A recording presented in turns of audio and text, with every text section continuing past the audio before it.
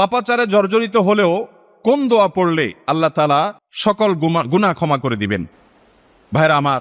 কোরআন কারীমের সূরা নিসার 110 নম্বর আয়াতে আল্লাহ রাব্বুল আলামিন ইরশাদ করেছেন, আউযু বিল্লাহি মিনাশ শাইতানির রাজীম, ওয়া মান ইয়ামাল সুআন আও ইউযলিম নাফসাহু সুম্মা ইয়াস্তাগফিরুল্লাহ ইয়াজিদিল্লাহা গফুরার রহিমা। যে ব্যক্তি খারাপ কোনো কাজ করবে, ওয়া মান ইয়ামাল সুআ, কোনো অপরাধ করবে, খারাপ কাজ করবে, হারাম কোনো কাজে লিপ্ত হবে, আও ইয়াজলিম নাফসাহ, অথবা যে ব্যক্তি নিজের প্রতি নিজে অবিচার করেছে, অন্যায় করে পাপাচার করে জর্জরিত হয়ে গেছে, সুম্মা ইয়াস্তাগফিরুল্লাহ, এরপরে যদি সে আল্লাহর কাছে ইস্তেগফার করে, ক্ষমা প্রার্থনা করে, ইয়াজিদিল্লাহা গফুরার রহিমা, সে আল্লাহ রাব্বুল আলামিনকে ক্ষমাশীল পাবে, অনুগ্রহকারী পাবে। যদি সে আল্লাহর কাছে মাফ চায় চাওয়ার মতো,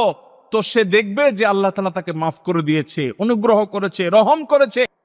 আল্লাহ বলেছেন, লা তাকনাতু মির রাহমাতিল্লাহ,